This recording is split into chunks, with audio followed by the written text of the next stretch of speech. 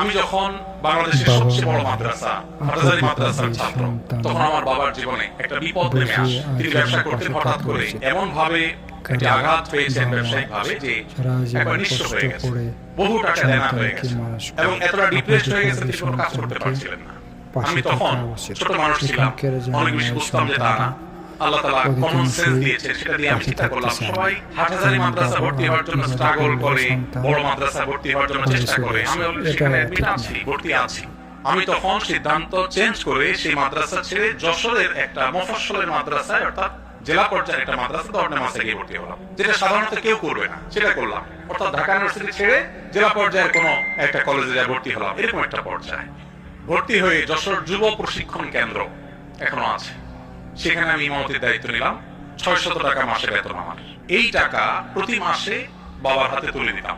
একটা বাইসাইকেল সেখানকার একজন সিনিয়র